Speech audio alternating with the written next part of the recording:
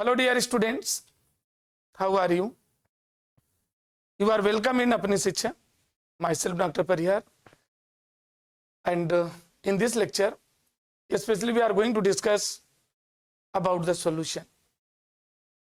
In my previous lecture I have discussed about first colligative properties of solution, that is known as osmotic pressure, and there are three remaining colligative properties: lowering in vapor pressure, elevation in boiling point, and depression in freezing point. These things are necessary and you have to focus here. बिना किसी परेशानी के on account of the queries, most of students inform to me they are feeling most problem in solution with respect of numerical. तो मैं उनसे कहना चाह रहा हूं कि हौसले बुलंद हो, इरादे नेक हो, दिल में लगन हो, न्यूमेरिकल अपने आप आएंगे. ऐसा कैसे पॉसिबल है? देखिए, through colligative properties. Solution.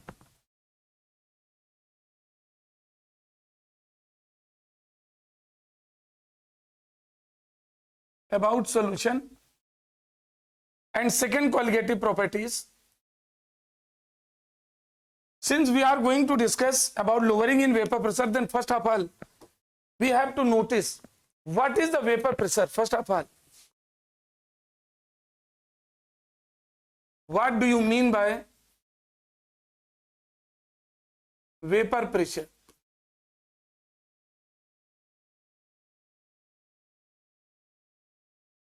I hope everybody know there are two categories of liquid: volatile as well as non-volatile.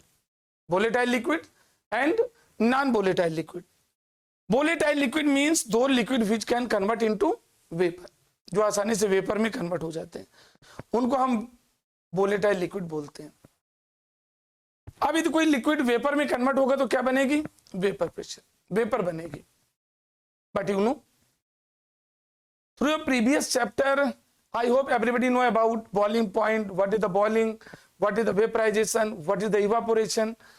ये अपने आप previous क्लास में पढ़ चुके हैं under the chapter state of matter, under liquid state. Vapor pressure. What do you mean by the vapor pressure? The pressure which is applied by vaporized molecule on the surface of related liquid is known as vapor pressure. The pressure which is applied by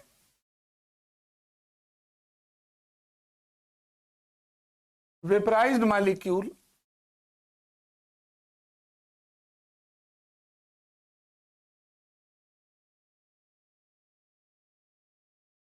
on the surface of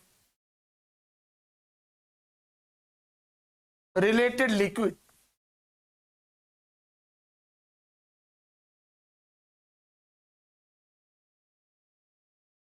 is called vapor pressure.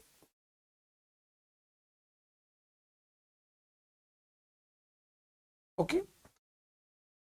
The pressure which is applied by vaporized molecules on the surface of related liquid is called vapor pressure. मतलब क्या हुआ इसका? Suppose let us consider this is the particular container. Let us consider this is the particular container having suitable amount of any liquid. A particular amount of liquid. Let us consider this is the H2O. अब आपको सभी को मालूम होना चाहिए अच्छी तरह से, लिक्विड के मॉलिक्यूल्स आपस में मूवमेंट करते रहते हैं. They continuously collide with each other. एक दूसरे से कोलिजन होता है, टकराते हैं, और टकराने से उनकी काइनेटिक एनर्जी बढ़ती है. कोलिजन होगा, नो डाउट, जिगजैग मोशन करते रहते हैं वाटर मॉलिक्यूल. एक दूसरे से कोलिजन होगा तो उनकी काइनेटिक एनर्जी बढ़ेगी. अल्टीमेटली जब इन लिक्विड मॉलिक्यूल की काइनेटिक एनर्जी इनकी एवरेज एनर्जी से ज्यादा हो जाती है, तो इन लिक्विड मॉलिक्यूल के बीच जो पर्टिकुलर फोर्स ऑफ इंटरेक्शन लग रहा होता है उसको ब्रेक करके फोर्स ऑफ इंट्रैक्शन आप लिक्विड मॉलिक्यूल जानते हो, लिक्विड उछल के तो नहीं चला जाता, एक कंटेनर में क्यों फिक्स रहता है? क्योंकि इनके मॉलिक्यूल बाहर तो नहीं जाता, क्योंकि इतना फोर्स ऑफ इंट्रैक्शन इनके बीच लगता है। हाँ, इतनी एनर्जी जरूर होती है कि दे कैन परफॉर्म मूवमेंट। अब फ्रिक्शन होने से, आपस में टकराने से इनकी काइनेटिक एनर्जी बढ़ती है, और काइनेटिक एनर्जी जब एवरेज से अधिक हो जाती है एनर्जी से, तो उसके molecule want to escape from here, यहां से निकल के बाहर जाना चाहते हैं। यहां से निकल के कहां आ गए? सरफेस में। तो आप कहेंगे ये सरफेस में आगे किसका इंतजार कर रहे हैं? जा क्यों नहीं रहे बाहर? इंतजार नहीं कर रहे हैं, इनकी मजबूरी है यहां पर रुक जाना। क्यों? बिकॉज ऑफ इनके ऊपर क्या लग रहा होता है? डियर स्टूडेंट्स, इनके ऊपर लग रहा होता है एटमॉस्फेरिक प्रेशर, एटमॉस्फेयर है, और एटमॉस्फेरिक प्रेशर इसके ऊपर भी लग रहा है। आप कहेंगे मेरे ऊपर तो बिल्कुल नहीं रियलाइज हो रहा है, कहां प्रेशर लग रहा है? देखें, एक्चुअली लग रहा है, आपके ऊपर भी एटमॉस्फेरिक प्रेशर होता है, लेकिन रियलाइज इसलिए नहीं कर पाते। आपके अंदर का जो प्रेशर होता है बॉडी के, जो BP, blood pressure and others, that is equal to atmospheric pressure, इसलिए आपको रियलाइज नहीं होता। अदरवाइज एक अप टू 12 to 14 किलोमीटर तक एटमॉस्फेयर होता है, और इसके ऊपर यदि कोई पहुंच जाए, देन यू नो उसके शरीर में नहीं रुकेगा, फिर नोज, माउथ, ईयर्स, अपने आप ब्लड क्या कर जाएगा? ओवरफ्लो कर देगा। कोई वहां पर पिचकॉक थोड़ी लगी कि उसको बंद कर दिया, निकल ना पाए, जब चाहे खोल लें, अपने आप जब प्रेशर कम होगा तो अपने आप ओवर करके। कभी कभी देखा आप लोगों ने कि किसी को अपने आप नोज से, अदर से ब्लड आ जाता है, वो भी किसका डिसऑर्डर होता है? प्रेशर का ही होता है। तो यहां पर ये वेपराइज मॉलिक्यूल नहीं जा पा रहे। क्यों नहीं जा पा रहे हैं? क्योंकि इनके ऊपर क्या लग रहा होता है? एटमॉस्फेरिक। अब चूंकि इनकी काइनेटिक एनर्जी एवरेज से ज्यादा हो चुकी है, तो अंदर भी नहीं आ सकते और बाहर निकल के जा भी नहीं पा रहे हैं, क्योंकि काइनेटिक एनर्जी तो ऊपर जाने की ओर एक पुश कर रहे हैं। उसी के इक्वल बट अपोजिट डायरेक्शन में भी क्या लग रहा होता है? प्रेशर लग रहा होता है। भाई ये देखिए, इनके ऊपर ही दबा रहे हैं नीचे को, ये काइनेटिक एनर्जी बाहर जाना चाह रहे हैं, तो जितना फोर्स ऊपर को लगा रहे हैं उसके अपोजिट डायरेक्शन में भी किसके ऊपर फोर्स लग रहा है? इसी, चूंकि किसके ऊपर सेटल रहे? These are settled on the upper layer of related liquid. तो अल्टीमेटली मैंने इसमें एक्सप्लेन किया है, the pressure which is applied by vaporised molecule on the surface of related liquid is known as vapour pressure. इसका नाम दिया गया vapour pressure. I hope everybody come to know what is the vapour pressure. और next होता है, next one is the lowering in vapour pressure. अब ये क्या है?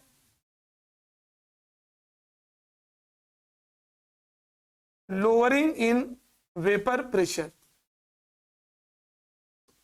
what is this? Dear students, if we mix some amount of any non-volatile solute in given liquid, जो solvent दिया है उसमें कोई non volatile you know that compound which neither break into ions not convert into vapour, ऐसे compound का नाम देते हैं हम नॉन वोलेटाइल। जब किसी प्योर सॉल्वेंट में कोई नॉन वोलेटाइल कंपाउंड मिला देंगे तो वो सॉल्वेंट सॉल्यूशन में कन्वर्ट हो चुका and the vapour pressure of that solution is lower than the vapour pressure of solvent. यानी जो प्योर स्टेट में, अभी मैंने डिस्कस प्रीवियस एक्सप्लेनेशन में डिस्कस किया, जो प्योर लिक्विड है उसके ऊपर वेपराइज मॉलिक्यूल कलेक्ट हो जाते हैं, लेकिन यदि उसमें हम क्या मिक्स कर दें, कोई सपोज ये एक हमने लिया जो आपने प्रीवियस फिगर देखा था, और इसमें वाटर है, सॉल्वेंट है। सॉल्वेंट को सॉल्वेंट क्यों बोलते हैं? क्योंकि उसके मॉलिक्यूल के बीच इतना इनफ स्पेस होता है कि सॉल्यूट को उसमें एडजस्ट कर लेता है, that is it is considered to be solvent, इसलिए सॉल्वेंट बोलते हैं। और यहां पर इसमें सॉल्वेंट में क्या कर दिया, we have to mix any non volatile compound as a solute. Example, just like C6H12O6. This is known as glucose. ये ग्लूकोज है। ग्लूकोज इसमें हमने मिक्स किया तो बेटा पहले तो प्योर सॉल्वेंट था, सिर्फ वाटर था ये H2O, लेकिन जब इसको मिक्स कर देंगे नाउ इट बिकम सॉल्यूशन। पहले सॉल्वेंट था, जब नॉन वोलेटाइल कंपाउंड मिला देंगे it will convert into solution, और जब सॉल्यूशन में कन्वर्ट हो जाएगा then you will notice some internal changes.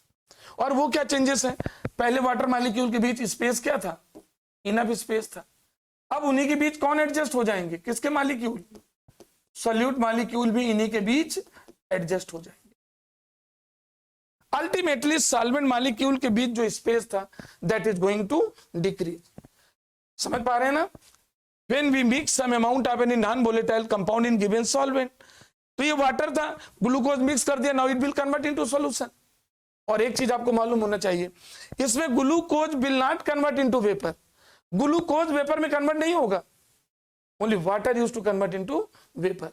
Vapour में सिर्फ वाटर कन्वर्ट होगा। पहले वाटर मॉलिक्यूल के बीच स्पेस ज्यादा था तो काइनेटिक एनर्जी अधिक थी, और जब सॉल्यूट मॉलिक्यूल सॉल्यूट मिक्स किया तो वो इनके बीच एडजस्ट हो गए, the space is going to decrease. और जब इनके मॉलिक्यूल के बीच स्पेस कम हो जाएगा तो बट नेचुरल इंटरमॉलिक्यूलर फोर्स बढ़ जाएगा। और जब इंटरमॉलिक्यूलर फोर्स बढ़ेगा, I hope each and every student can realise now the number of vaporised molecules decrease on the surface of related solution. अब इस सॉल्यूशन के आउटर सरफेस पर पहुंचने वाले वेपराइज्ड मॉलिक्यूल की संख्या कम हो जाएगी। क्यों कम हुई? रीजन समझ पा रहे हैं ना? पहले मैंने इसमें प्योर वाटर था, उसके मॉलिक्यूल के बीच इनफ स्पेस था। जब सॉल्यूट को मिक्स कर दिया तो वाटर मॉलिक्यूल के बीच स्पेस कम हुआ। स्पेस कम हुआ तो काइनेटिक एनर्जी कम हो गई, और काइनेटिक एनर्जी कम हुई तो कौन सी एनर्जी बढ़ गई? पोटेंशियल एनर्जी बढ़ गई, इंटरमॉलिक्यूलर फोर्स बढ़ गए। इट मींस अब पहुंचेंगे कुछ ना कुछ वेपराइज्ड मॉलिक्यूल, लेकिन वेपराइज्ड मॉलिक्यूल यहां पहुंचने वालों की संख्या कम हो जाएगी। और जब वेपराइज्ड मॉलिक्यूल ही कम पहुंचेंगे तो उनके द्वारा अप्लाइड प्रेशर ऑलरेडी कम हो जाएगा। This is known as lowering in vapor pressure. It means, suppose it is asked from you that you have to response that which has higher vapor pressure, solvent or solution, then you will gently reply solvent. Solvent का vapour pressure अधिक होगा, और solvent जब solute मिला तो solution convert हो गया था, और सॉल्यूशन का वेपर प्रेशर सॉल्वेंट के कंपैरिजन में कम हुआ। ये जो डिक्रीजमेंट हुआ इट इज नोन एज, तो सिंपली भी कह सकते हैं when we mixed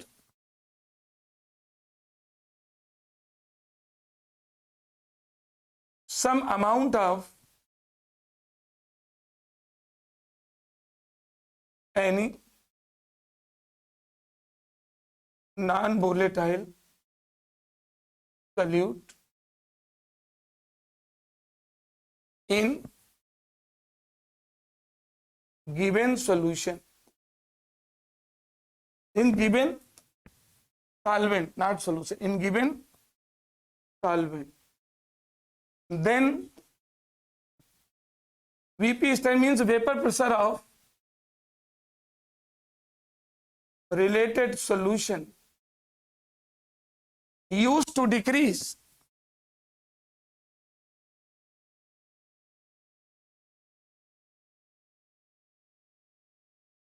it is called lowering in vapor pressure. Dear student, this is known as lowering in vapor pressure. पहले तो आप देखिए हमने पिक्चराइज किया और प्रैक्टिकली एक तरह से आपने उसको विद रीजन, कितने भी इससे ट्विस्टेड क्वेश्चन पूछे जाएंगे यू नो वेल, और ये जैसे इसको हम सिंपली वेरीफाई कर दें, let the VP stand for the vapour pressure of solvent. Solvent का वेपर प्रेशर ले लेते हैं P not. P not is the vapour pressure of solvent. Let the vapour pressure of solution, it is PS. Then I hope everybody know this experiment used to prove that P naught is greater than PS. Therefore, lowering in vapor pressure, P naught minus PS. This is the PS. P naught minus PS. I hope everybody come to know. When we mix some amount of a non-volatile compound in given solvent, then the vapor pressure of solution used to decrease. यानी solvent का vapor pressure P naught था, solution का PS है। तो जैसा मैंने prove किया with reason कि वेपराइज मॉलिक्यूल कम हो जाते हैं तो वेपर प्रेशर कम हो जाता है, तो सॉल्वेंट का ज्यादा था, सॉल्यूशन का कम है, और इन दोनों को जो डिफरेंस आया this is known as lowering in vapour pressure. अब इसका मैथमेटिकल अप्रोच कैसे अपनाएंगे? What is mathematical approach related to this? Numerical purpose, numerical purpose के लिए इसका मैथमेटिकल एक्सप्रेशन चाहिए। डियर स्टूडेंट्स, इसके लिए साइंटिस्ट राउल्ट ने एक्सपेरिमेंट किया और कंक्लूजन के रूप में एक कंक्रीट कॉन्सेप्ट दिया which is known as after the name of scientist Raoult's law for volatile liquid, Raoult's law for lowering in vapour pressure. Volatile liquid नहीं, वो तो आप प्रीवियस लेक्चर में पढ़ चुके हैं। Raoult's law for lowering in vapour pressure, दो laws दिए ना उन्होंने। तो देखिए ये क्या है, इसी से बेटा रिलेटेड है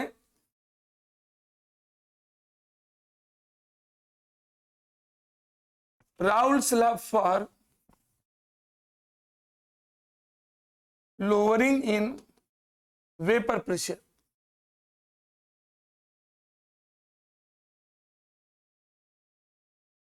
Raoult's law for lowering in vapour pressure,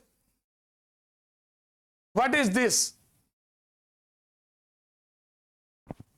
dear student, जैसा मैंने अभी बताया था what is the lowering in vapour pressure, इसको मैथमेटिकली प्रूव किया राउल्ट्स ने, ही इज द साइंटिस्ट।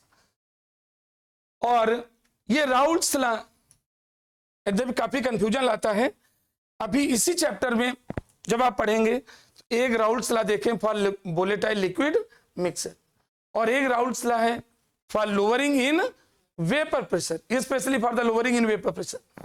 इन्होंने क्या बताया था? According to Raoult's law the relative lowering in vapour pressure is equal to the relative lowering in vapour pressure of any solution is equal to the mole fraction of solute.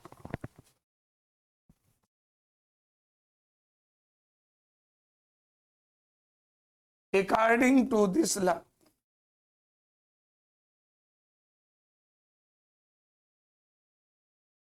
the relative lowering, एक word यहां पर additional जुड़ा है, relative lowering in vapor pressure is equal to the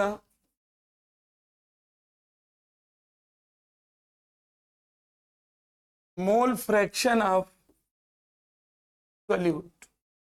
भाई solution में दो ही चीजें होती हैं, एक solute and next one is solvent. मतलब इसको कैसे लिखेंगे? इसमें है P naught minus P S upon P naught is equal to n1 upon n1 plus n2। बहुत सिंपली इसको हम डिराइव करना चाहें तो डिराइव कर सकते हैं, but I hope there is no need of that. Relative lowering in, देखो रिलेटिव लोअरिंग क्या था? एक लोअरिंग इन वेपर प्रेशर पढ़ा था P naught minus P S, और रिलेटिव लोअरिंग इनिशियल से डिवाइड कर दीजिए तो क्या हो जाएगा? Relative lowering. Here you know this is the formula used for the numerical approach. This P naught, this is the vapor pressure of solvent, right?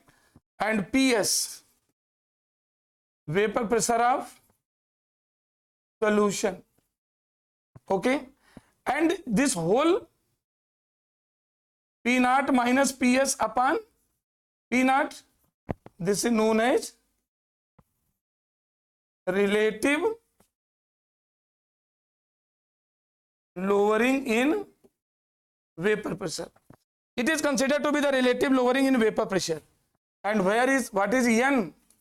N1 is the moles of solute and N2 are considered to be the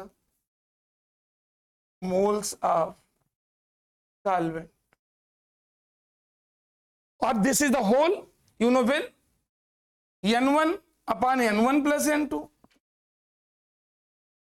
It is considered to be the mole mole fraction of solute. भाई जिसका हमें mole fraction निकालना होता है उसके मोल ऊपर रखेंगे और नीचे क्या होता है, total number of moles. This is Raoult's law for lowering in vapour pressure.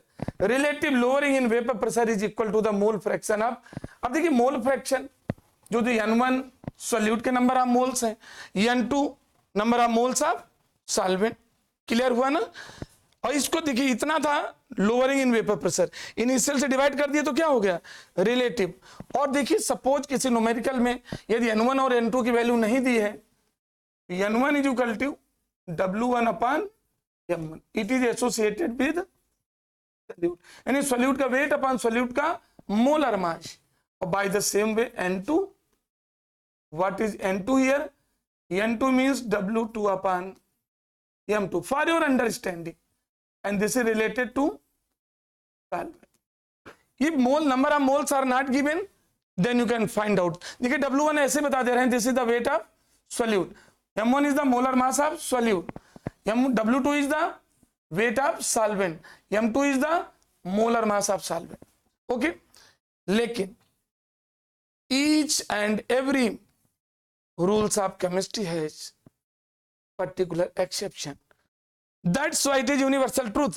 Chemistry is the subject of exception, but chemistry teacher is not the option. Okay. Ultimately, we can declare here exception इसमें है क्या, limitation क्या है, what is the limitation in Raoult's law?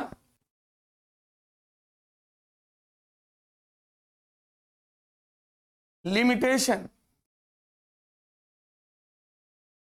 How will you guess about the limitation?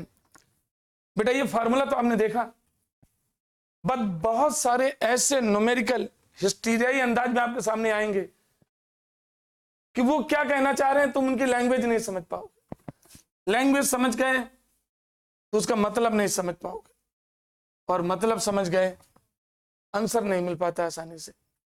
और ये सारी चीजें positive हो जाएं, और पॉजिटिव होती हैं, क्योंकि कहा जाता है, वैसे भी बोला जाता है, there is the solution of each and every problem, और we are related to solution. तो इसका तो सॉल्यूशन ही सॉल्यूशन है। सॉल्यूट का मैंने बोला था, देखिए जो सॉल्यूट है इसे मिक्स किया गया, तो डिपेंड ये करता है कि सॉल्यूट की कितनी क्वांटिटी मिक्स की गई। ऐसा हो सकता है 1 लीटर वाटर है और उसमें 5 ग्राम ग्लूकोज मिक्स किया। ऐसा भी हो सकता है कि 1 लीटर वाटर है और उसमें आपने 50 ग्राम ग्लूकोज मिक्स किया, तो क्या डिफरेंस नजर नहीं आएगा, 5 gram glucose and 50 gram glucose, और दोनों में सेम कॉन्सेप्ट। और यदि बेटा दोनों में सेम कॉन्सेप्ट हो जाए तो आप कहेंगे इट मींस जो स्टूडेंट पढ़ता है 1.5 घंटे और एक पढ़ता है 6 आवर्स, एक पढ़ता है 1.5 आवर, यदि ये सॉल्यूशन का कॉन्सेप्ट सेम होगा तो दोनों के मार्क्स भी सेम आना चाहिए, किंतु ऐसा हो ना सका। It means there is the probability of quantity of solute which is mixed in related solvent to form the solution. यदि सॉल्यूट की क्वांटिटी बहुत कम है तो रिलेटेड सॉल्यूशन को क्या बोलते हैं हम, रिलेटेड सॉल्यूशन को बोलते हैं मोर डाइल्यूट सॉल्यूशन।